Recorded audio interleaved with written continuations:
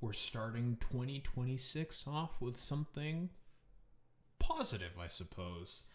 As we all know, Zohran Mamdani won the presidency. Jesus Christ, holy shit, that would be insane. But the mayoralship of New York City, and he got sworn in yesterday. Like, I find it really funny that it's like, I guess it's like a New Year's tradition, I guess, in like New York every 4 years now, that like a dude gets sworn in as the mayor of the city. I think that's nice. Yeah, I just think that's nice. I know a bunch of conservatives were like complaining about the location where Zohran Mamdani did his swearing-in ceremony. He did it like at a rather famous like subway juncture. I think. I'm not New York pilled enough in order to really know the significance about this. All I heard is that it is a famous sort of like subway station, old City Hall station. Yeah, he did it there. Significance for it? I don't know. He likes public transportation, which we love that for him. We love the fact that he loves public transportation. An old station have since been abandoned. Ah, gotcha. Okay, it makes sense. I guess, like, it's like a representation of like the rot that has been brought upon whatever the fuck. Yeah, so he decided to do it at an old station instead of anywhere else, and basically okay, I don't know why people are having a problem with him doing it at an old subway station. That's a little fucking strange to me. Why have problems with that? I don't like, I'm just a little fucking confused. Yeah, I'm just a little confused as to why that would be an issue by conservatives. I don't know. They do hate public transportation. They also hate it. They also do hate the congestion pricing stuff, which is successful. I don't know. They're just very stupid, and they can just come up with anything to attack Zohran Mamdani. They'll just do it. It doesn't really fucking matter. And then if they could deport him, they also would do that as well. Conservatives, demons, as always, as expected. But anywho, why don't we take a look at the swearing-in ceremony of the new New York City mayor. Also, isn't this the flag of Queens, right? Apparently, this is also, it's like the first time the flag of Queens was also being hoisted upon New York City Hall as well. So, but more historical sort of firsts, which I think is nice. It's because the station is from a time when New York invested in its public transportation. Okay, that makes a lot of sense then. Gotcha.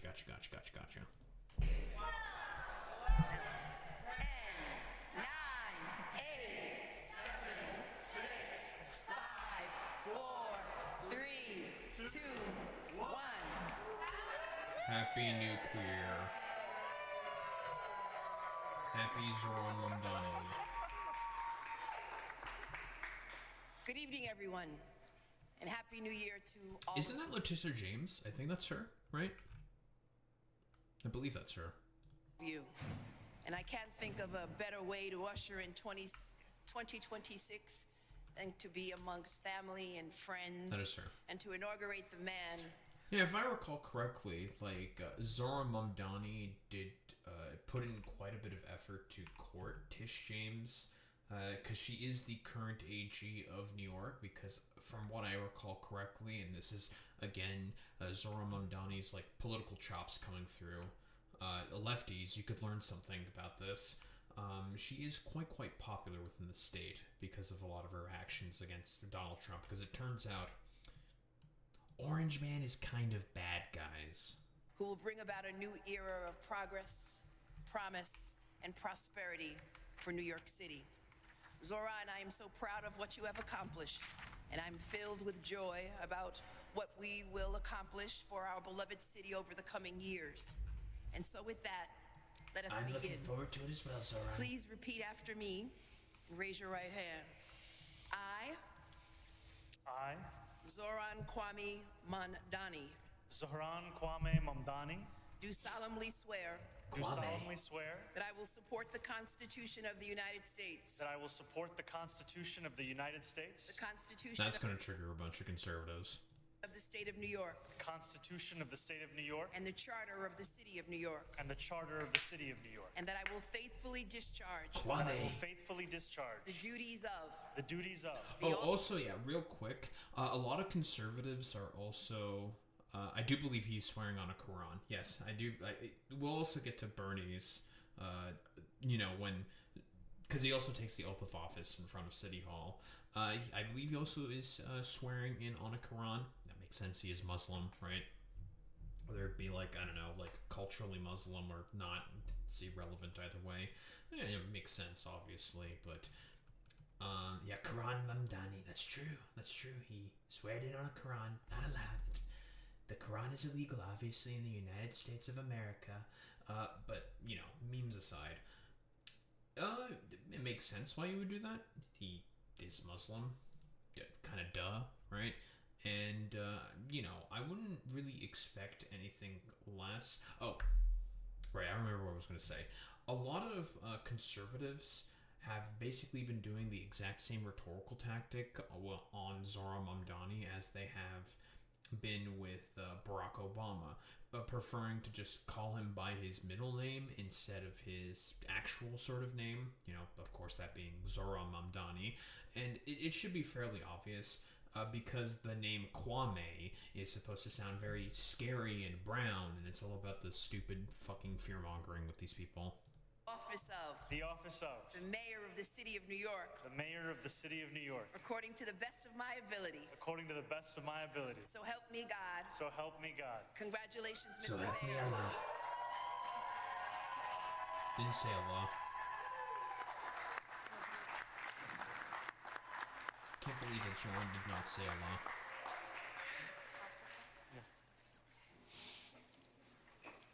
Mr. Mayor, congratulations. Thank you very much. Mr. Mayor. We're happy to be here. Okay. It's such a pleasure to have you. Please sign your name. Yes. I have no idea who the hell this is. Sir, and may I now ask for your $9 fine? You may ask for my $9. There we go. Well, you have to pay $9 in order to get fucking what? That's a thing in New York? Okay, that's really weird. This should be exact change. Excellent, Mr. Mayor. Thank you very much. And Okay. The last thing, would you please sign the book? Absolutely. Thank you, Ali. Thank you, Mr. Najmi. Thank you, Mayor. Okay, so you're going to sign the first line here. You're going to put today's date, signature. I can't believe that Zohran Mamdani has to have this white man tell him what exactly he's supposed to do. He's supposed to just inherently know. Come on, let's be real here. There should be a denauguration where they throw the old mayor out of New York. Eric Adams, you're going to Turkey. It's over for you, buddy.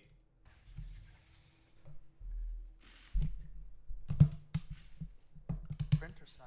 Oh, could you do both? Okay. Eric Adams is being sent to Turkey. Yeah, that's true. He would love that. This is City Gracie? Hall? City Hall? Okay. Okay. Do I leave that for you? His last name's Kwame, Okay, it is folks. now Don't forget official. about that. Mr. Mayor, congratulations. Thank you so much. It's the honor of a lifetime. Thank you. Thank you, sir. Thank you, my friend. Those damn Kwames.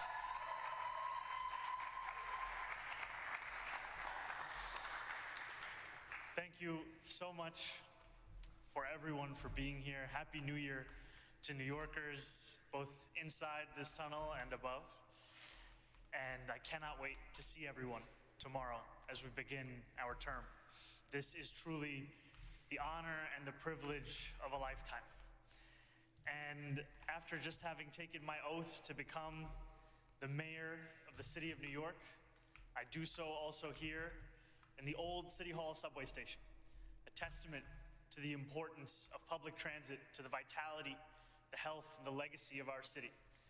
And I can think of no better moment to announce our new Department of Transportation Commissioner than this. So I would ask Mike Flynn if you would please join me.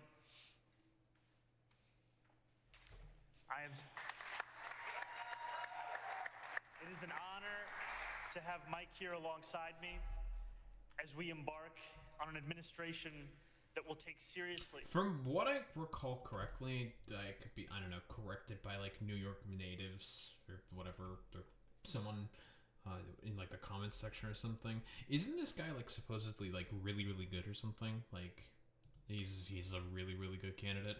And from what I understand, in terms of like all the cabinet picks that Zohran Mamdani has been generally picking, they've all been basically like complete knocks out of the park. Guys, it's almost as if Zohran Mamdani might really care about serving the people of New York. You know, just maybe. The responsibility and the opportunity we have to make this streetscape and the public transit of the city we call home the envy of the world. And it will require someone who's experienced, who is fluent in the landscape as it is, and who is ambitious and imaginative towards the landscape as it could be. And I can think of no better person than the man alongside me. And I'm so proud to have him joining our administration as the next head of our DOT. Please. Thank you, Mayor. Thank you so much, Mr. Mayor. Congratulations. It's especially meaningful to be here tonight in this incredible station. I can't help but think back to the childhood me who was endlessly fascinated by the city's subways, bridges, tunnels, and other infrastructure. But that's only one of the many reasons that I'm thrilled to be joining Mayor Mamdani and the team, who fundamentally understand the role that transportation plays in the day-to-day lives of New Yorkers. And I know firsthand that New York City DOT has some of the most passionate, talented, and committed public servants in the country, if not the world. And they're ready to think big and deliver big on our ambitious agenda. So I'm grateful, Mr. Mayor, for entrusting me with this critical role, which I consider the job of a lifetime.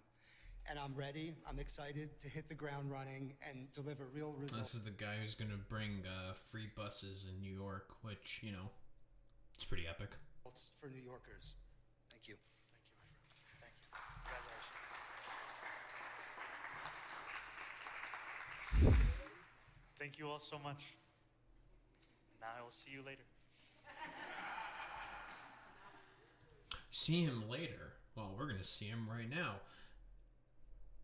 And here he is, the man of the hour, Zohran Mamdani, taking his oath of office along with the big burn dog, Bernie. I don't know. It fills me with hope. You know, this is a positive outcome. Seeing this basically being, I don't know, seeing the scene basically. You know, the old guard essentially passing down to the new guard to essentially, I don't know, continue with the sort of progress forward for the general sort of benefit of the broader sort of left-wing political movement. Because like I said before, this is only like step 0, right? This is the beginning. Winning the office of the mayoralship is simply the beginning. And now what needs to happen is for Zohran Mamdani to still get the support that he needs in order to enact his agenda. Because I've said this before and I'll say it again. It is incredibly important for Zohran Mamdani to be successful with his agenda. Why? Because it will show the American people that better is possible. And that's the sort of main benefit to all of this, right? We want to show the American people that there is a better path forward. No more of this like constant sort of slop and nonsense of a bunch of really terrible sort of neoliberal fucking candidates. It is time to show the American people that left-wing populism, left-wing sort of policy prescriptions is what is going to help the American people, right? It's time to fucking show that. So again, the bourgeoisie, those in power, know that this is the case. Know that this is a moment for hope, a moment for something of benefit to happen for the general sort of, well, working class. And they will attempt to try to destroy that pretty much at any cost possible. And, well, it should be relatively simple to say that even if he gets into office, you still need to be willing to help out and support him. If he falters, if he slips and falls along the way, there should be criticisms of that, of course. Saying like, you fucked up here pretty badly, Zohran. What the hell is this or something, right? Like, it's just, this is an opportunity to show the broader sort of American electorate that better is possible, which is the main sort of benefit here. I, Zohran Mamdani, I, Zohran Mamdani, do solemnly swear that I will support the Constitution of the United States, that I will support the Constitution of the United States, the Constitution of the State of New York, the Constitution of the State of New York, and the Charter of the City of New York, and the Charter of the City of New York, and that I will faithfully discharge the duties of the office of the Mayor of the City of New York, according to the best of my ability. So help me God. So help me God. And there we go. It's official. He is now the official mayor of, well, I was going to say of the United States, but no, it's of New York City. It's official. There we go. He's the mayor. I don't know. Get your clappies out or the whatever. Very, very cool. Fantastic. Obviously, the sort of pageantry doesn't stop there. There was a bunch of speeches, blah, blah, blah, blah, blah, by a bunch of different people. I don't know. There's also like some random shit that was happening. Yeah, whatever. Yeah, he does need to work on his New York accent. That's true there, Alex, but whatever.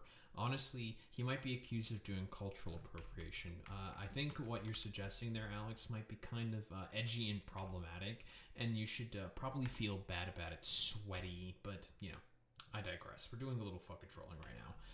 You know, just to make it relatively clear, this is just going to be overall beneficial, I think, for everyone sort of involved. This is an opportunity, again, for, well, New York and Zohran and everyone else within that sort of city to be able to, you know, highly benefit from the policies that the a Zohran administration is basically going to put forward. Like, because that's the thing that I think I care most about out of all this, is essentially saying, like, everything that's being done possible in order to generate the most benefit for the most people possible. But why don't we take a look at what Bernie says? Thank you. Mr. Mayor, thank you very much for inviting me to what has been an extraordinarily moving and beautiful afternoon. And I'm here mostly to thank the people of New York City. At a time in our country's history when we are seeing too much hatred, too much divisiveness, and too much injustice, thank you for electing Zohran Mamdani as your mayor. New York, thank you for inspiring our nation. Thank you for giving us, from coast to coast, the hope and the vision that we can create government that works for all, not just the wealthy and the few. At a moment when people in America, and in fact throughout the world, are losing faith in democracy, over 90,000 of you in this city volunteered for Zohran's campaign. That's true. I think it ended up being about 100,000 people. Like, his army of volunteers, that's probably one of the biggest, if not the biggest, reasons as to why he ended up winning. He just had so many volunteers, dude. It was genuinely insane. You knocked on doors. You shared your dreams and your hopes for the future of this city. And in the process, you took on the Democratic establishment. You took on the establishment. the Republican establishment, the President of the United States, and some enormously wealthy oligarchs. And you defeated them in the biggest political upset in modern American history. You showed the world the most important lesson that can be learned today, and that is that when working people stand together, when we don't let them divide us up, there is nothing we cannot accomplish. Running a great and winning campaign was extremely difficult, but governing a city of 8 million people with all of its complexities and all of the problems that Zohran is inheriting will be even harder. It's true. Zohran needed your help to win the election. Now, I mean, everyone is saying that this is probably the most difficult sort of political job there is out there. Again, we are talking about New York City here. It is, when you think of a city, the city of cities, right? Cultural icon, financial icon, obviously the sort of center of global capital within the United States of America and in the broader sort of West here. It is crazy, dude.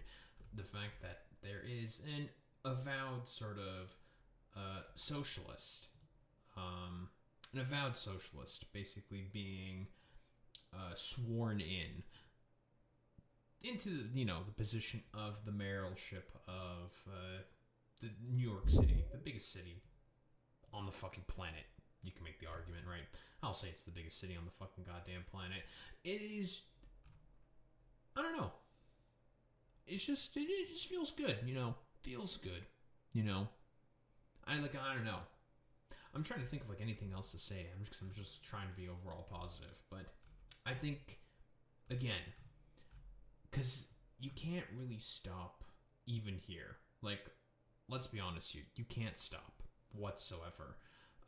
There will be forces in play who are going to just make everything more and more difficult, right? There's like, the rich is not good. They're not going to stop here as soon as Zohran Mamdani gets into power. They're going to try to do everything possible to try to destroy him. Same with the fucking conservatives as well. Like, they're just going to make everything worse. And I mean, listen, dude. He truly is the fucking people's mayor. Like, even after the inauguration and everything, he was serving those who helped at his inauguration hot chocolate, dude. People on the left are very sort of skeptical, right? Generally speaking. We talked about that FD Signifier video where a bunch of people, like, not a bunch of people, but like FD Signifier was trying to be reserved, not like skeptical necessarily, but trying to be like let's not try to put all of our stock in politicians, which is a general sort of assessment that I can agree with. It's just that it's difficult right now. And being sort of overly cynical with someone who I do think is probably going to do everything that he can in order to fight for the change that needs to happen throughout the United States of America. He's a dude just who needs your support at all times, because without your support, none of this is going to be really possible. So again, you can't stop. This is only, again, just the beginning. The sort of forces that are at play here, the broader sort of bourgeois capitalist forces who would do everything possible to destroy this man's sort of potential for success. You have to do everything possible to push back against it and to defend him when there's going to be inevitable, like, dipshit fucking attacks. And also, listen. Hi, Chuck. I guess you decided to show up in the end for the inauguration of Zohran Mamdani, huh?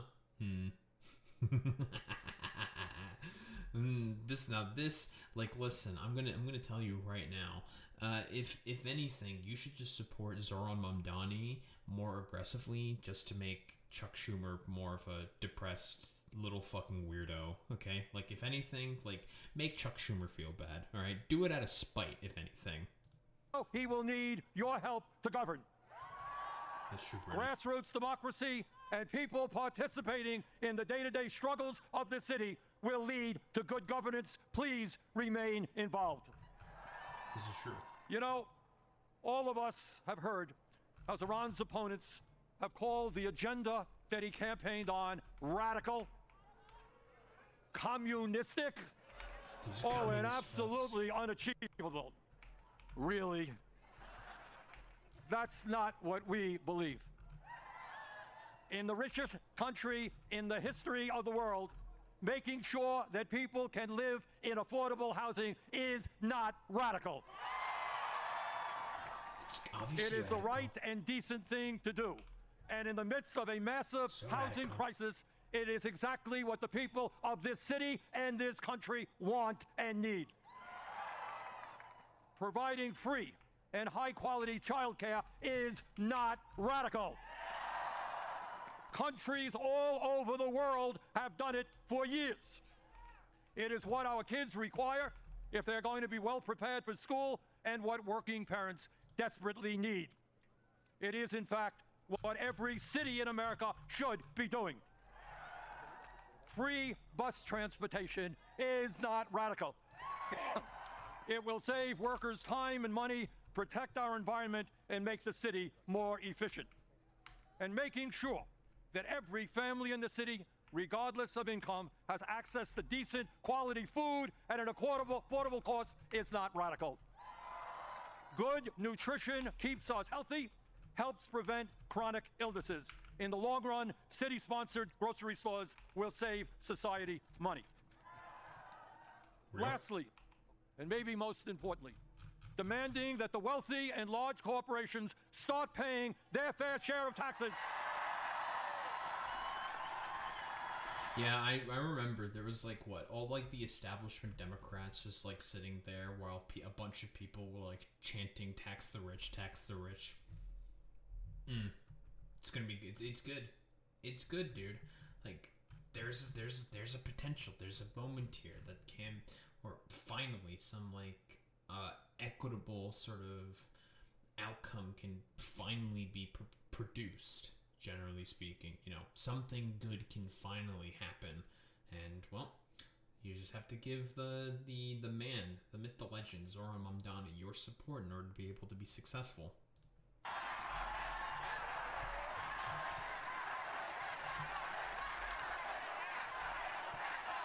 There's the chance. There he is. There's Chuck. As I was saying, demanding that the wealthy and large corporations start paying their fair share of taxes. It's not radical. It is exactly the right thing to do. Today, while over 60% of our people in New York, people in Vermont, people all over this country are living paycheck to paycheck, we have more income and wealth inequality than we have ever had.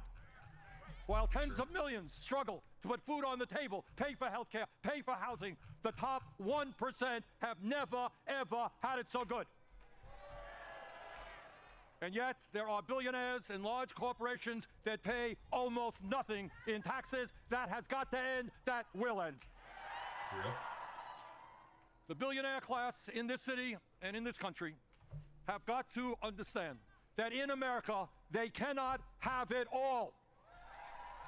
That America, our great country, must belong to all of us, not just a few. And that lesson begins today in New York City.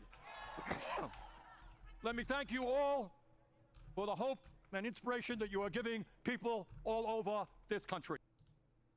Well, that was a very, very abrupt sort of cutoff. I mean, guys, it's okay to feel hopium, I understand that we live in a rather sort of like terrible, dark time. It's very, very rough out there. But, sometimes, just sometimes, it's also okay to feel a little bit of hope. I think it's okay to also feel like a little bit of hope. Some kind of like aspiration for something better to be happening fundamentally in the sort of the malaise that we currently find ourselves in. And I do think that there is some kind of hope that can be sort of gleaned from the fact that Zohran Mamdani won. Something for the whole sort of like time of darkness that we find ourselves under, I think it's good to just have a little bit of hope. But obviously AOC also decided to participate as well in the inauguration sort of festivities, I guess, for lack of a better term, of Zohran Mamdani. Why don't we take a look? Introducing Representative Alexandria Ocasio-Cortez. That's a lot of cheers.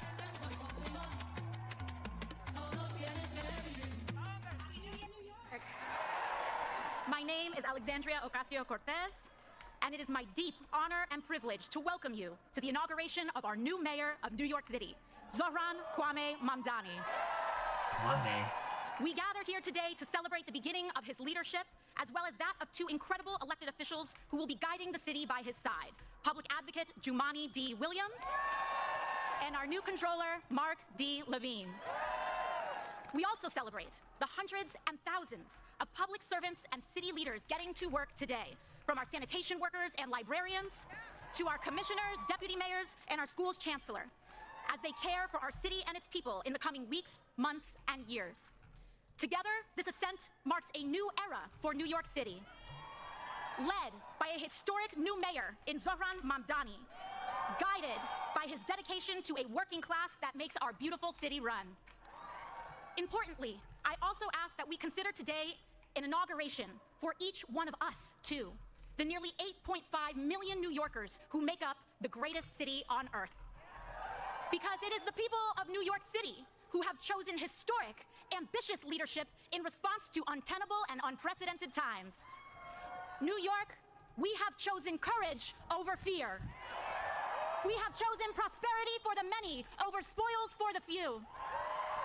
And when the entrenched ways would rather have us dig in our feet and seek refuge in the past, we have chosen instead to turn towards making a new future for all of us. In Zohran Mamdani, we have chosen a mayor who is relentlessly dedicated to making life not just possible, but aspirational for working people. New York City has chosen the ambitious pursuit of universal childcare.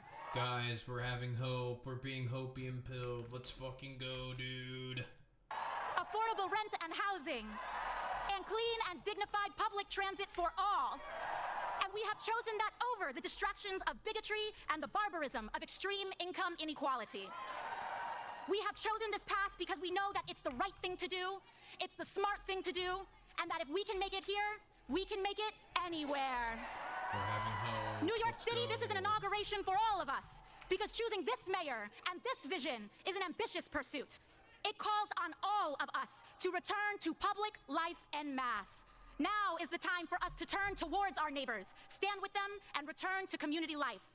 A city for all will require all of us to fill our streets, our schools, our houses of faith, our PTAs, and our block associations as we support this mayor in making an affordable city a reality for all of us. Zohran Mamdani will... I'm so curious, man, because, I mean, it makes sense why AOC's here. She's from Queens, he's from Queens, you know, first mayor, part of Queens, you know, it's the whole symbolism, yada, yada, yada, it's all there, right? Like, I'm so curious as to what AOC's sort of, like, next sort of aspirations in politics is going to, because she definitely has some form of, like, next sort of line of play, I guess, for lack of a better term, in terms of something that she's looking to achieve. Because I do think she's probably going to make a bid for the presidency. I think so. Because maybe it's for... Because they keep saying that's probably going to be like some form of like senatorial position. And it's tough, honestly. It is really tough to say what exactly AOC's plans are going to be, because it's just like, God, there's so much that could potentially happen, because we all know that AOC has been sort of doing like a lot of courting of like sort of mainstream establishment Democrats for the express purpose of just basically building a lot of favor amongst the sort of broader Democratic establishment. For what purpose exactly? Well, we can guess that it's probably going to be for deposing Chuck Schumer, could be a senatorial bid, but Chuck Schumer is probably going to retire at the end of his tenure, considering the fact that he's also as incredibly unpopular as he is. Like, people do not like Chuck Schumer. His approval rating is in the complete shitter, simply due to the fact that he has just been more or less like collaborationist with the current administration that's in power right now, and offering basically next to no pushback against a lot of the sort of more barbaric, for lack of a better term, intonations of the current administration that's in power. Yeah, barbaric, I'll say, of the sort of actions of the administration, right? And it's obviously really, really bad. But like I mean, like I've been saying before, Zohran Mamdani represents an opportunity to try to sort of break the paradigm, and perhaps even like an AOC sort of like senatorial bid, or I mean even presidency, because that's also possible as well, can offer a sort of a break, a sort of a sort of like aspiration, some form of hope to sort of push forward for more positive, equitable outcomes to be produced within our current sort of society. You know, I think overall there's a lot of good reasons to have some kind of hopium, some kind of like aspiration for better for the future.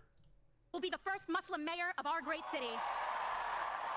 He will be our first immigrant mayor in over a century. And he will be the youngest mayor of New York City in generations. What the? But most importantly, Zohran will be a mayor for all of us. With that, let us extend our deepest well wishes and support to Zohran, his wife Rama, and his family, as well as those of our public advocate Jumani Williams and controller Mark Levine. We send you, your spouses and families, and all your loved ones. All right, very, very cool. Let's, you know, aspirational messages. I think that's very, very important, you know, because maybe this is like partially true. I've been rather overall negative given the sort of like paradigm and position that we find ourselves under. I think it's always good to be a little positive every now and again. There are good reasons to have some form of hope here. I mean, you know, also considering the fact that there was the whole stupid Grok debacle. That's cringe, Jack, and your setup is weak. Shut the hell up. Shut up, Jetstream Sam, you fucking bastard. But, you know, it's good, I think, to have hope. Perhaps 2026 can be a sort of year of hope. A year of hope, probably, I think is the best way to sort of put it. You know, that there's some form of light at the end of the tunnel for the sort of like abhorrence that we've currently had to deal with for this past year. But, you know, I'm going off on a little ramble here. Zohran himself, obviously speaking, his first mayoral address. Why don't we take a look? It is my honor to swear in your new mayor.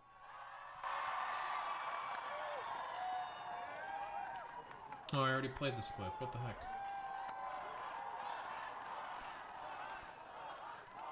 Alright, we're just gonna get to the speech. Listen, we saw this already. It was very nice, very, very heartwarming, very touching. Yay, yay, yay. What? Zohran Mamdani.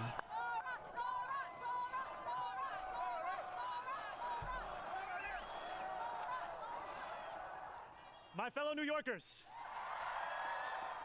today begins a new era.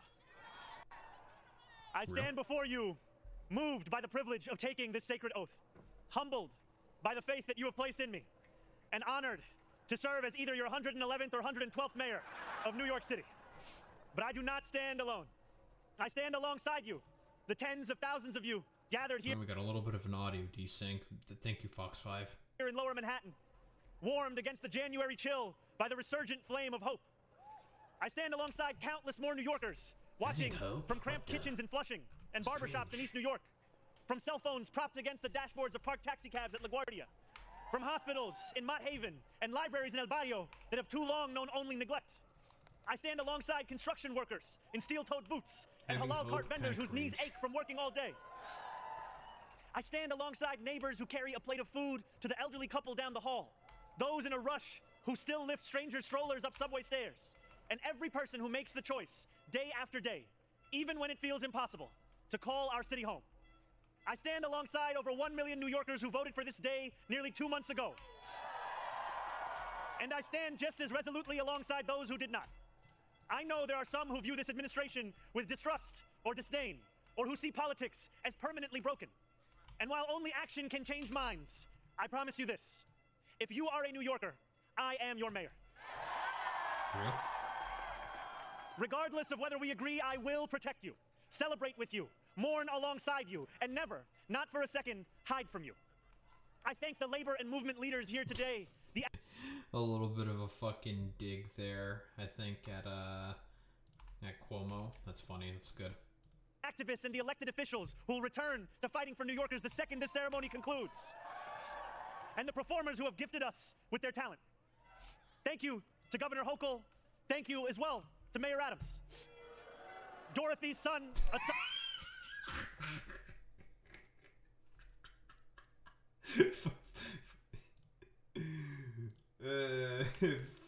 fuck you, Mayor Adams, you fucking corrupt shithead.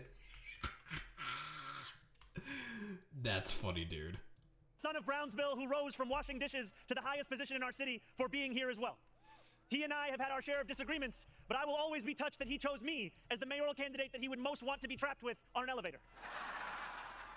Thank you to the two titans who, as an assembly member, I've had the privilege of being represented by in Congress, Nidia Velazquez and our incredible opening speaker, Alexandria Ocasio-Cortez.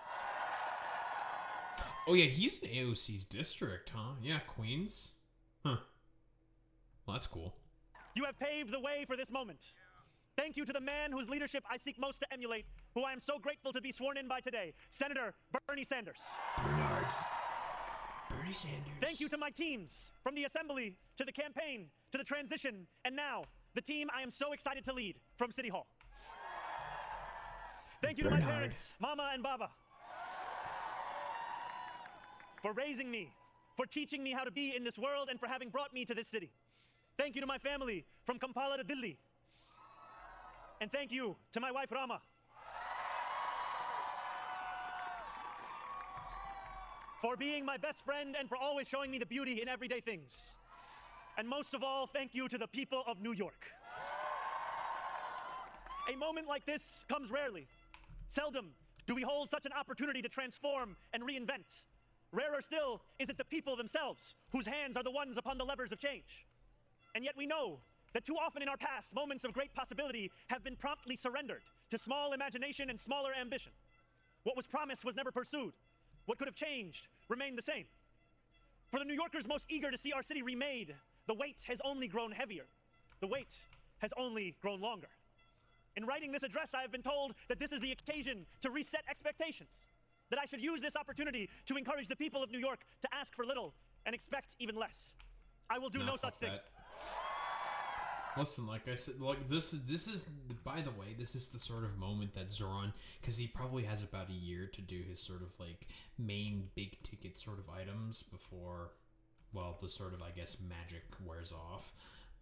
He basically needs to hit the ground running before like whatever sort of like reactionary bourgeois forces essentially mounts a sort of comeback in order to try to, well, fuck over his administration, his sort of agenda, which is why, again, like I said before, it's not enough to just win the mayoralship. Winning the mayoralship, obviously, big, important, very, very good, fantastic, excellent, yada, yada, yada. You're gonna, like, you can't stop here. You gotta keep going. You have to keep going. Because, again, the enemy will not rest. And they will never rest until they get, well, all of the power for themselves. The only expectation I seek to reset is that of small expectations. Beginning today, we will govern expansively and audaciously. We may not always succeed, but never will we be accused of lacking the courage to try. To those who insist that the era of big government is over, Hear me when I say this. No longer will City Hall hesitate to use its power to improve New Yorkers' lives. For too long, fuck you, Ronald Reagan. We have turned to the private sector for greatness while accepting mediocrity from those who serve the public. I cannot blame anyone who has come to question the role of government, whose faith in democracy has been eroded by decades of apathy. We will restore that trust by walking a different path. One where government is no longer solely the final recourse for those struggling. One where excellence is no longer the exception. We expect greatness from the cooks wielding 1,000 spices, from those who stride out onto our Broadway stages, and from our starting point guard at Madison Square Garden. Let us demand the same from those who work in government. In a city where the mere names of our streets are associated with the innovation of the industries that call them home, we will make the word City Hall synonymous with both resolve and results. As we embark upon this work, let us advance a new question, a new answer to the question asked of every generation. Who does New York belong to? For much of our history, the response from City Hall has been simple. It belongs only to the wealthy and well-connected, those who never strain to capture the attention of those in power. Working people have reckoned with the consequences. Crowded classrooms and public housing developments where the elevators sit out of orders. Roads littered with potholes and buses that arrive half an hour late, if at all. Wages that do not rise and corporations that rip off consumers and employees alike. And still, there have been brief, fleeting moments where the equation changed. 12 years ago, Bill de Blasio stood where I stand now, as he promised to put an end to economic and social inequalities that divided our city into two. In 1990, David... Oh, that's Bill de Blasio right there, right? I mean, Bill de Blasio, for... I was going to say for all his faults. Because I don't necessarily think that Bill de Blasio has a ton of faults. The biggest problems that Bill de Blasio faced, obviously, was Andrew fucking Cuomo. Quick reminder, Bill de Blasio took the mayoralship.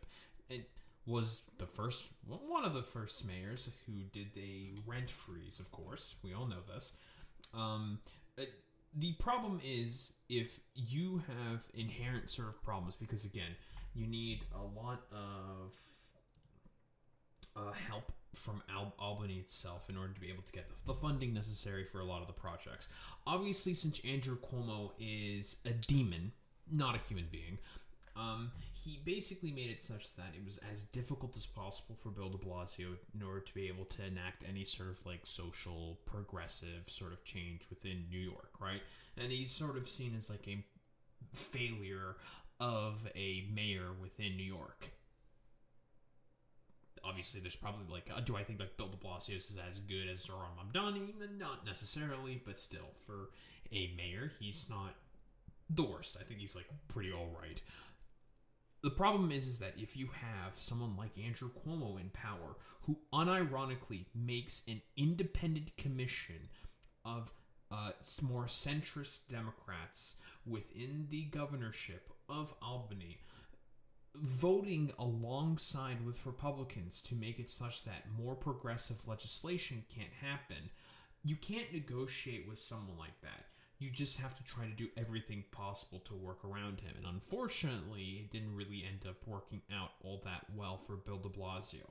Just for him to even get the rent freeze that he wanted to do to try to help people out in the city during COVID, he had to pull teeth from Andrew fucking Cuomo. Because again, Cuomo would prefer to see everybody fucking suffer. Because again, he is just a miserable fucking wretch who only cares about assisting one side of the equation and one side of the equation only. That being the fucking rich.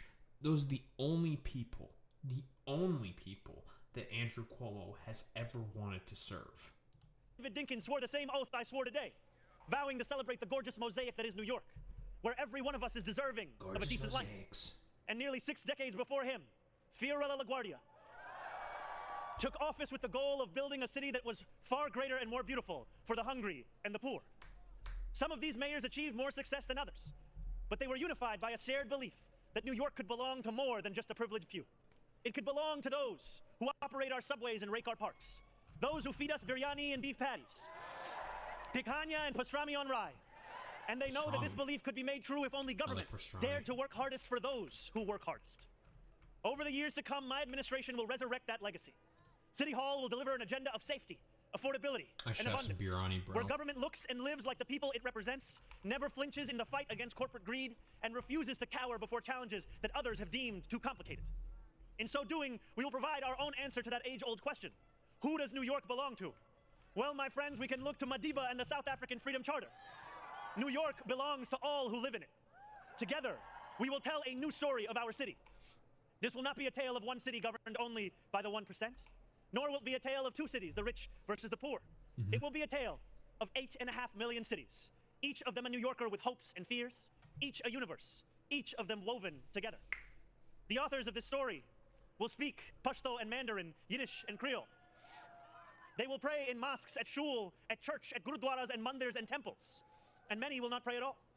They will be Russian Jewish immigrants in Brighton Beach, Italians in Rossville, and Irish families in Woodhaven, many of whom came here with nothing but a dream of a better life, a dream which has withered away. They will be young people in cramped Marble Hill apartments where the walls shake when the subway passes. They will be black homeowners in St. Albans, whose homes represent a physical testament to triumph over decades of lesser paid labor and redlining. They will be Palestinian New Yorkers in Bay Ridge, Oh, there's your shout who will out no to longer have to Palestinians. contend with a politics that speaks of universalism and then makes them the exception. Few of these 8.5... Oh, hey, by the way, again, hey, dumbass lefties who seemingly have, like, a doubt for whatever fucking reason that Zohran's not a real one. I mean, talk about the plights of Palestinian fucking New Yorkers. Again, talking about, like... Also, like, a subtle sort of, like, fuck you to a lot of these sort of, like, Zionist attacks that Zohran Mamdani has been constantly having to fucking deal with during the entirety of the campaign trail. All orchestrated by Cuomo, of course, because Cuomo fundamentally understood one thing and one thing only, that he can't run on any sort of policy. That if he were to try to run on any form of policy to try to improve the city... he'd probably get his fucking dumbass owned instantaneously. So, why run on sort of anything to improve the material conditions of New Yorkers when instead I could just bring them more suffering instead? Million will fit into neat and easy boxes. Some will be voters from Hillside Avenue or Fordham Road who supported President Trump a year before they voted for me, tired of being failed by their party's establishment. The majority will not use the language that we often expect from those who wield influence. I welcome the change. For too long, those fluent in the good grammar of civility have deployed decorum to mask agendas of cruelty.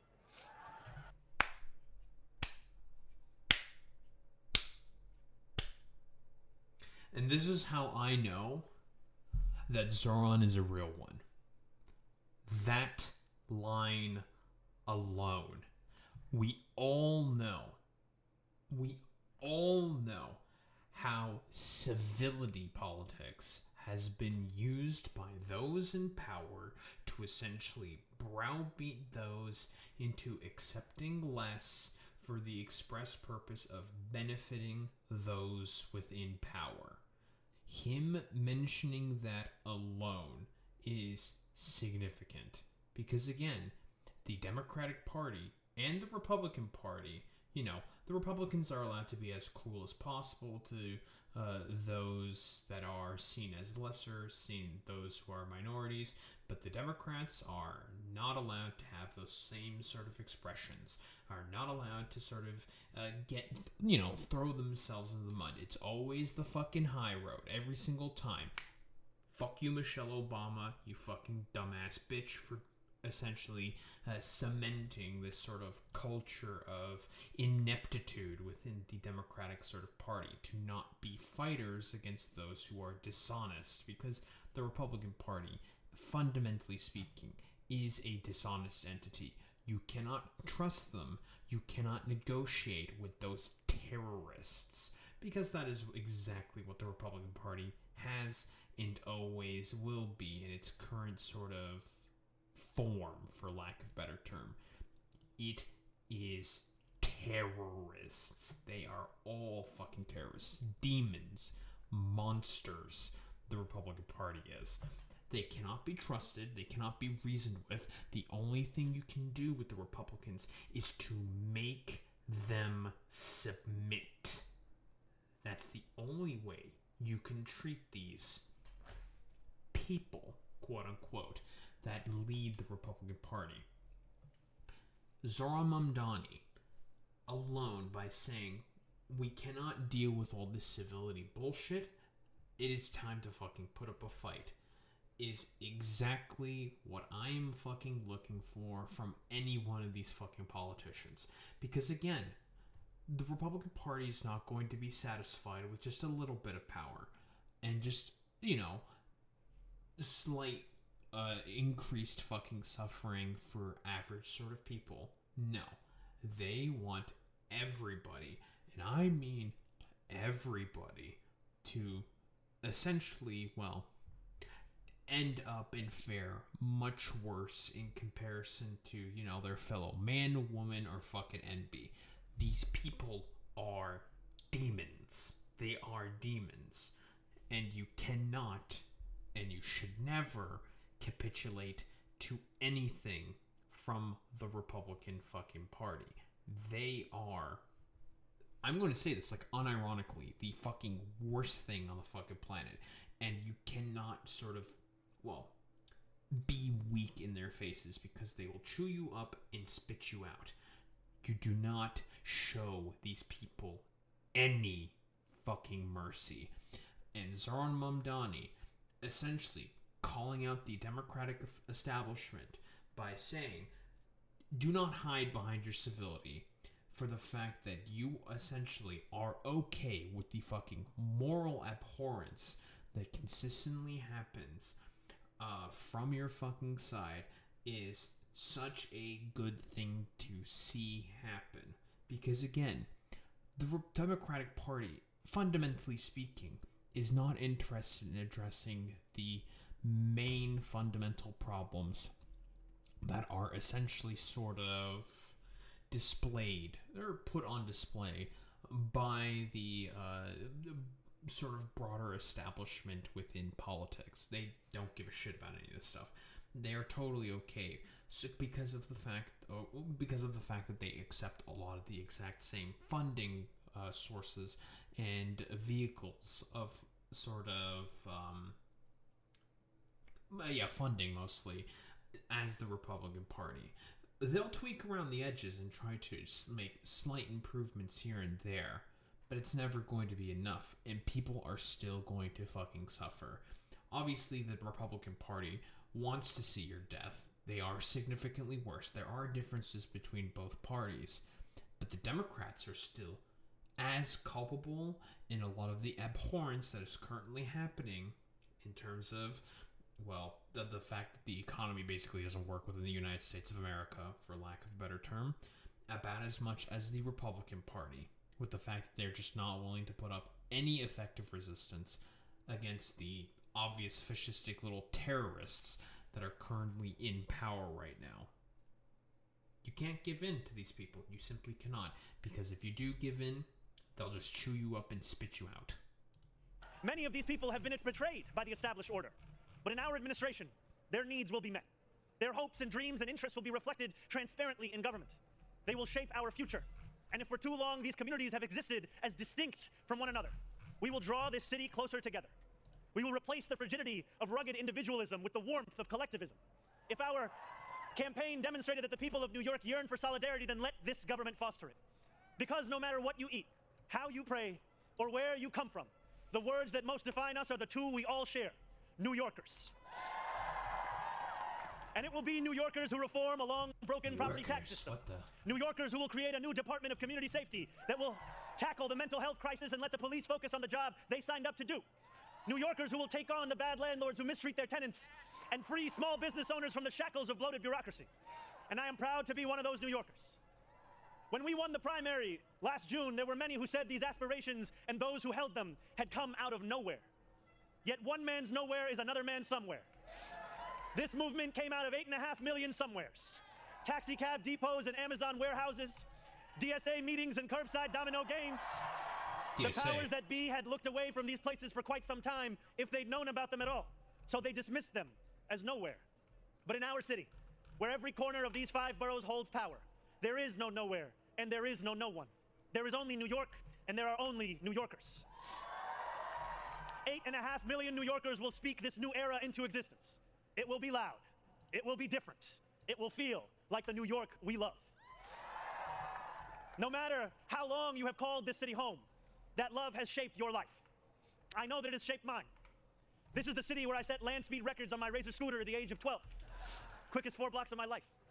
The city where I ate powdered donuts at halftimes during AYSO soccer games and realized I probably was not going to be going pro. The city where I devoured 2 big slices at Coronet's Pizza, played cricket with my friends at Ferry Point Park, and took the 1 train to the BX10 only to still show up late to Bronx Science.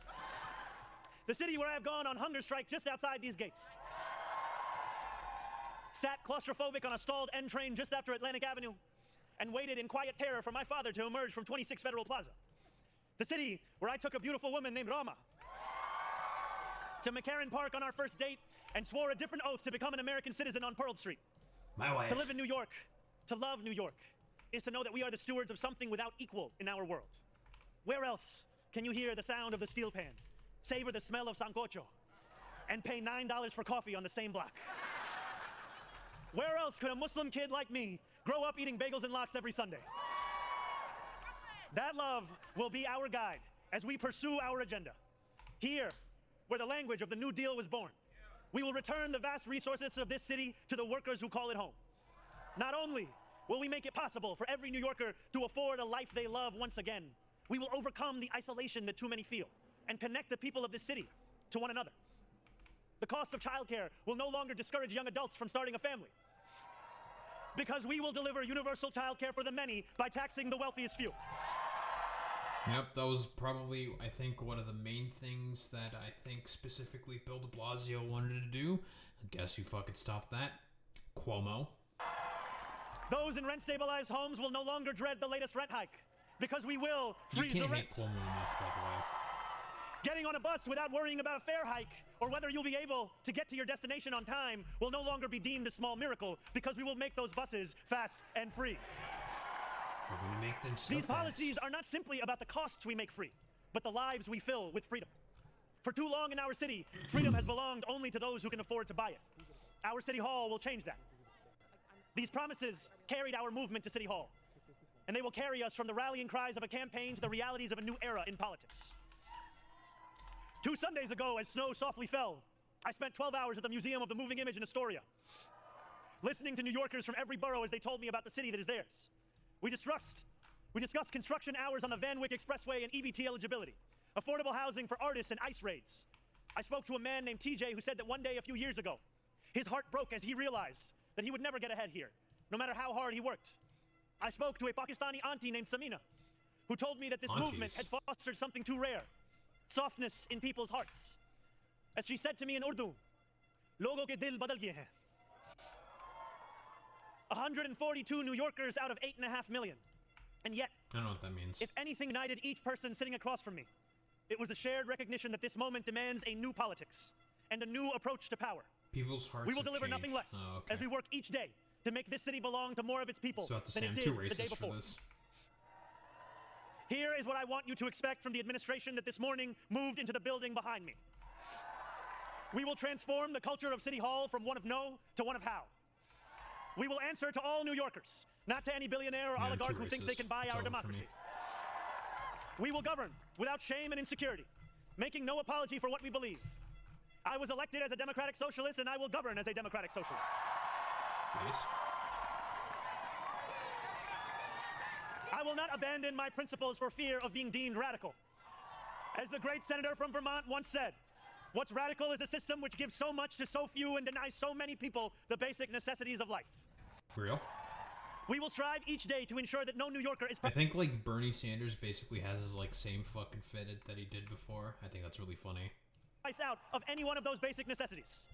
And throughout it all, we will, in the words of Jason Terrence Phillips, better known as Jadakiss or Jay to the moi, be outside.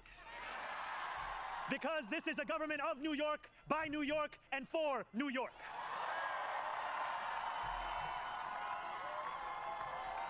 Before I end, I want to ask all of you, if you are able, whether you are here today or anywhere watching, to stand with me. I ask you to stand with us now and every day that follows. City Hall will not be able to deliver on our own. And while we will encourage New Yorkers to demand more from those with the great privilege of serving them, we will encourage you to demand more of yourselves as well. The movement we began over a year ago did not end with our election. It will not end this afternoon. It lives on with every battle we will fight together. Every blizzard and flood we withstand together. Every moment of fiscal challenge we overcome with ambition, not austerity, together. Every way we pursue change in working people's interests rather than at their expense, together. No longer will we treat victory as an invitation to turn off the news. From today onwards, we will understand victory very simply. Something with the power to transform lives, and something that demands effort from each of us every single day. What we achieve together will reach across the 5 boroughs, and it will resonate far beyond. There are many who will be watching. They want to know if the left can govern. They want to know if the struggles that afflict them can be solved. They want to know if it is right to hope again. So standing together with the wind of purpose at our backs, we will do something that New Yorkers do better than anyone else. We will set an example for the world. If what Sinatra said is true, let us prove that anyone can make it in New York and anywhere else too. Let us prove that when a city belongs to the people, there is no need too small to be met, no person too sick to be made healthy, no one too alone to feel like New York is their home. The work continues. The work endures. The work, my friends, has only just begun. Thank you. Great set of fucking speeches here by all of our peoples, I suppose. You know, all the sort of like, I guess, progressive Voltron. I'm not really sure what better way to sort of put this is. I think it's good to see. It's just good to see. That's really all I have to say. I mean, like, I've been saying the same thing consistently. It's all about hope. Hope. Some form of aspiration for a better tomorrow is essentially what is being put on offer here. And, you know, it's great. Good speech. Obviously, great by Zohran Mamdani. Yada, yada, yada, yada, yada. It's great. It's great. I think... I really do hope that Zohran Mamdani is going to be successful. Because like I said before, and even he himself has said, this is an opportunity to show people within the United States of America that better is possible. Something in comparison to the abhorrence that we currently find ourselves under is possible. And I think that is something that is worth having aspirations towards and having hope towards as well. And I really, really do want Zohran to be successful in his endeavors. And I really do think he will be successful in his endeavors. I'm going to be confident, 2026, I think, is an era for change, for the general sort of better. And I think, considering the sort of, like, abhorrence and just how terrible fucking 2025 was in general, just how fucking god-awful of a year it was, I think something positive, something aspirational is sort of good to look forward towards. And I really am looking sort of forward to seeing Zohran Mamdani be successful in his agenda and his fucking policy platform. Because, I mean, I've said this before, this is an opportunity to show the American people that you can expect better from your politicians, and that it is okay to expect better from your politicians. You should be expecting better from your politicians. And that's a general good thing to have those aspirations, right? He has to push the gems into position of progress or die. Exactly. Which was what I was hoping was going to happen from the lessons of 2024 that the Democrats would learn. They refused to learn that lesson. To this fucking day, they still refuse to learn that sort of lesson. But now, there's an opportunity here where they may be forced to have to learn that fucking lesson. And I personally believe that that is a good thing.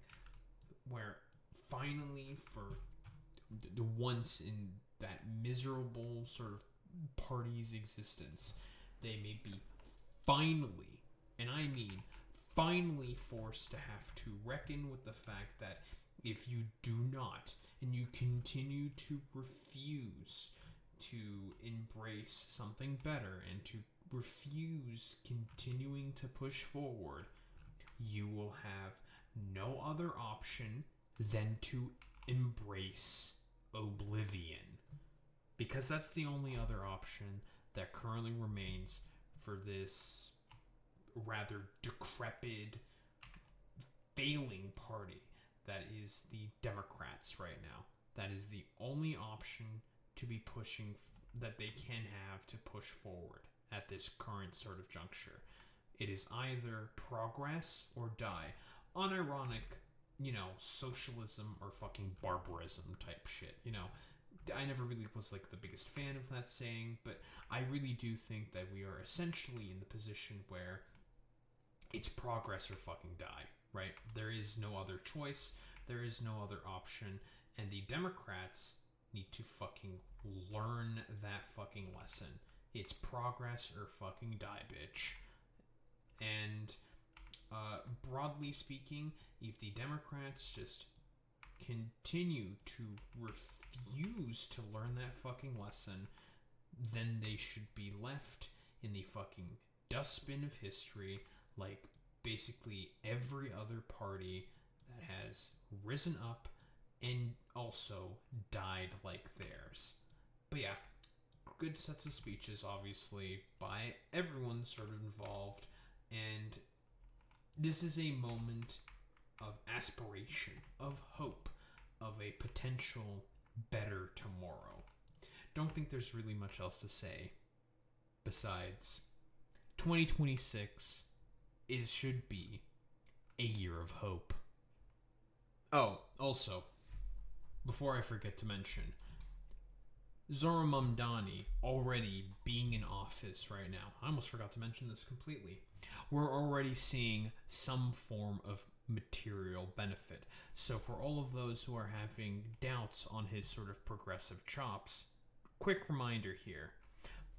Mayor Mamdani keeps his promise. NYC Mayor Zohran Mamdani's first executive order revoked all of Eric Adams's executive orders since his 2024 indictment. Because, quick reminder, Eric Adams got indicted for being a corrupt fucking shithead. Why is there ICE sort of like running around in New York City right now, disregarding all of the sanctuary city laws that exist? Oh, because of Eric Adams's fucking corrupt ass basically doing everything possible to beg the Trump administration to get a fucking pardon for his corruption charges.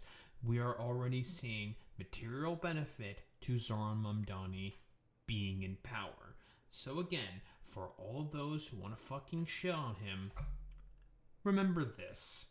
We're already seeing material benefits where the anti-BDS laws that Eric Adams put in as a byproduct of sort of the Eric Adams administration is already being removed. We are already seeing benefits. So again, quick reminder, there is a lot of good reasons why people have a lot of hope for Zohran Mamdani, and why people are putting a lot of sort of eggs in their basket here in particular, because it really does seem like Zohran Mamdani is a real one and is probably going to deliver on a lot of the progressive changes that he wants to bring to the table.